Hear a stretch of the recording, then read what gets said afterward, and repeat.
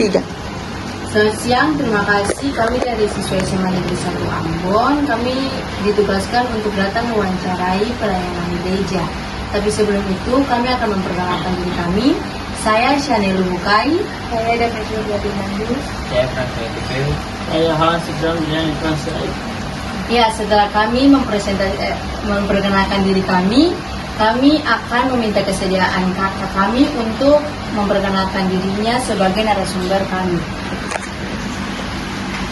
Ya, perkenalkan, nama saya Chelsea Florence Peletimu. Saya adalah seorang mahasiswa manajemen dan saat ini saya menjadi narasumber dari adik-adik sebagai narasumber pelayanan di area Angkatan Muda. Posisi saya di Angkatan Muda adalah bendahara 1. Ada beberapa pertanyaan yang akan kami berikan kepada kakak untuk meminta jawabannya. Untuk pertanyaan yang pertama, apakah kakak pernah mengetahui tentang diakon? Pernah. Apakah kakak bisa menjelaskan apa itu diakonnya?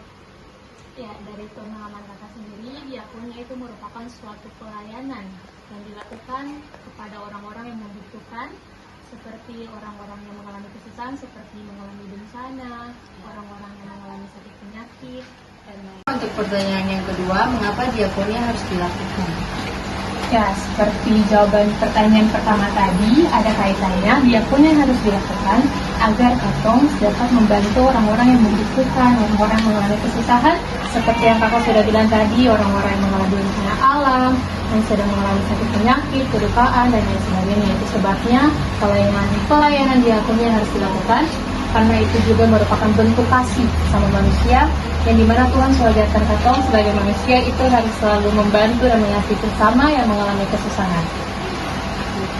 Yang pertanyaan ketiga, tujuan adanya diakonia ini untuk apa? Tujuan diadakannya diakonnya ya untuk membantu orang-orang yang mengalami kesusahan tersebut. Dengan adanya diakonnya, katong sebagai manusia seperti yang kakak bilang tadi dapat membantu sesama katong seperti yang sudah Tuhan ajarkan untuk membantu dan mengasihi sesama katong yang membutuhkan. Pertanyaan kedua, siapa saja yang bisa kita layani dalam pelayanan diakon? Siapa saja yang bisa katong layani? Ya, siapa saja, bebas. Orang yang membutuhkan, intinya orang yang membutuhkan bantuan katong. Saya perlu memandang dia dari agama manakah, dia dari suku mana, ras mana, saya perlu memandang. Karena di mata Tuhan kami semua sama. Jadi siapa saja yang perlu katong layani? Orang-orang yang membutuhkan. Khususnya kalau dalam ranah angkatan muda ini, orang-orang yang harus dilayani adalah orang-orang yang membutuhkan katong bantuan. Contohnya seperti katong punya angkatan muda ini pernah melakukan satu contoh diakonnya, yaitu katong membantu orang yang dia kurang mampu, yang miskin. Itu namanya tali kasih. Adalah sebuah bentuk diakonnya, sebuah bentuk pelayanan yang katong berikan kepada orang yang kurang mampu. Baiklah, pertanyaan selanjutnya. Pelayanan diakona menjadi tanggung jawab siapa kan? Pelayanan diakonnya menjadi tanggung jawab katong semua manusia. Saya perlu memandang bahwa yang harus dilakukan ini kayak pendeta, begitu yang mesti dengan diakonnya pendeta, penatua, diaken, koordinator, intinya orang-orang yang terlibat dalam pelayanan gereja itu yang perlu diperhitungkan. Intinya siapa tadi bisa bertanggung jawab dan diakonnya katong semua. Intinya kalau katong ya ada orang yang susah, katong bantu. Kalau perlu pandang dia sapa, katong bantu saja. Yang namanya dia susah ya katong bantu. Betul. Apakah Bapak dulu pernah melakukan pelayanan diakonnya? Bisa ceritakan?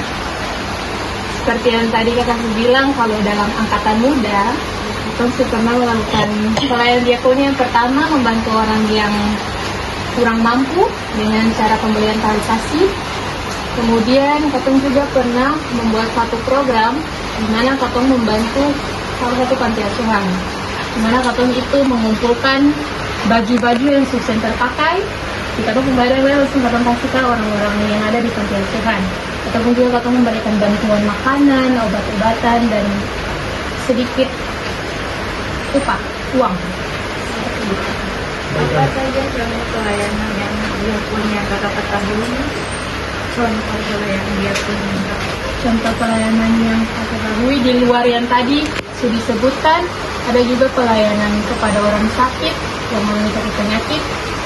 Bisa saja dilakukan oleh pelayan-pelayanan gereja seperti pendeta, majelis dan lain sebagainya, dan juga bisa dilakukan oleh katong orang-orang yang biasa lainnya. Contohnya kayak katong punya tamu dekat sakit, katong sih perlu panggil majelis, perlu panggil koordinator kalau katong berdoa. Katong sendiri saja bodi lalu berdoa supaya dia bisa sembuhan.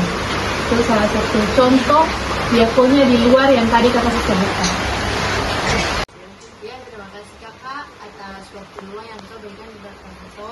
Terima kasih juga karena kakak sudah kasih jawaban atas pertanyaan-pertanyaan tadi kakak sudah kasih. Apakah mungkin kakak ada pesan kok kakak supaya generasi muda? Iya, pesan untuk generasi muda. Sebenarnya kakak juga sama-sama generasi muda, jadi sebagai seorang yang lebih senior, lebih kakak, mungkin pesan untuk adik-adik dan semua, jangan pernah bosan-bosan bikin baik pada orang, karena ini diakonnya, kakak membantu sesama, artinya kakak juga bikin baik toh. Jadi bantu-bantulah orang, jangan pandang. Kata, oh dia tuh ada begini-begini mau, dia tuh orang sana mau kalau bantu dia, jangan begitu. Kita bantu orang saja, karena di besok-besok di waktu yang akan datang, tetap ada katong punya bayaran atas kebaikan yang katong bikin. Dan sebenarnya dengan kalimat bikin baik kita dapat baik kan? Iya. Jadi begitu saja. Bikin baik kita dapat baik. Apa yang katong tabur, yang katong tuai, maka yang akan datang. Terima kasih kakak.